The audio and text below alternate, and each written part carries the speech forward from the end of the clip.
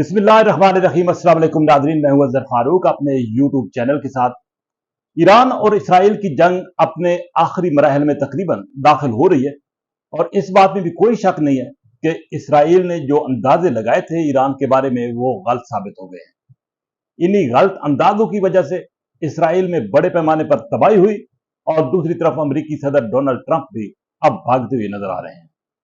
पाकिस्तान का भी बड़ा किरदार है अमेरिका को समझाने के हवाले से, जबकि रूस और चीन ने भी जो वाज़े धमकी आमेज बयान दिए थे उसकी वजह से अमेरिका पीछे हटा है। दूसरी तरफ ईरानी मिसाइलों ने वो तबाही फैलाई है जिसका सोचा भी नहीं जा सकता। इस पर बात होगी।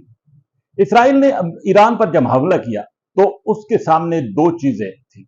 एक तो यह था कि अमेरिका खुलकर इसराइल की मदद करेगा और इस जंग में कूदेगा, और दूसरा यह था कि ईरान के पास वो टेक्नोलॉजी नहीं होगी जो कि इसराइल के पास है। इसमें कोई शक नहीं है कि ईरान एक काफी अरसे से इराक के खिलाफ तो जंग करता रहा है, लेकिन अब सूरत हाल जो है वो बदल चुकी थी। ईरान को पाबंदियों का सामना था, लेकिन इन पाबंदियों के बावजूद ईरान ने अपनी मिसाइल टेक्नोलॉजी को आगे बढ़ाया और जब इसराइल ने ईरान पर हमला किया तो ईरान ने ऐसे मिसाइल दागे इसराइल पर कि इसराइल की चीखें निकल गई।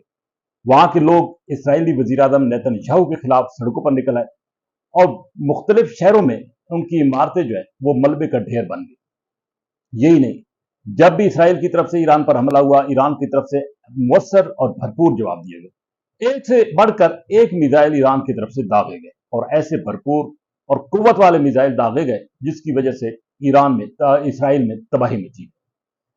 खैबर मिसाइल बहुत बड़ा मिसाइल था, उसने भी तबाही मचाई, और उसके बाद जो आखिरी मिसाइल ईरान ने दागने शुरू किए उसके बाद भी अभी एक सीरीज है इसराइल के ईरान के पास मुख्तलिफ मिसाइलों की, क्योंकि ईरान ने यह वादे किया है कि उसके पास 3.5 साल तक का जखीरा है लड़ने के लिए।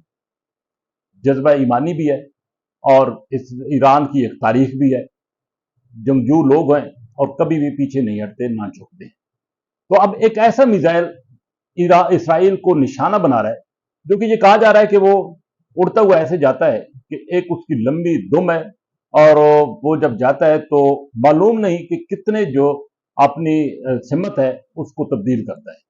यही वजह है कि उसको इसराइली जो दिफाई सिस्टम है वो ना ट्रेस कर पा रहा है, ना उसको इंटरसेप्ट कर पा रहा है, जिसकी वजह से इस मिसाइल ने इसराइल के अंदर बड़ी तबाही मचाई। और अब इसराइल ये कह रहा है कि उसके अंदाजे, उसके दावे जो है ईरान से मुतल्लिक वो गलत साबित हुए। अमेरिकी सदर ट्रंप को पाकिस्तान की तरफ से भी बताया गया कि वो इस जंग में ना कूदे, क्योंकि अगर ईरान की इस जंग में वो कूदा या उसने हमला किया तो एक बहुत बड़ी तबाही पैदा हो सकती है।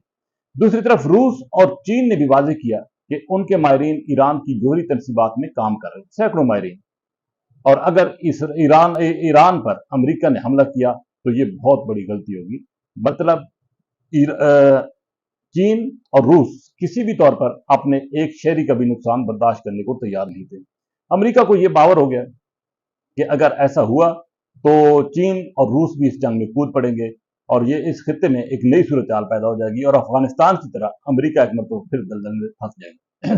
सदर ट्रंप आए रोज मुख्तलिफ बयान दे रहे थे। पहले तो कह रहे थे कि जी अब इसराइल का पलड़ा भारी है, ईरान जंग हार रहा है और ईरान के साथ कोई मुज़ाकरात अब नहीं हो सकते, अब वक्त गुजर गया।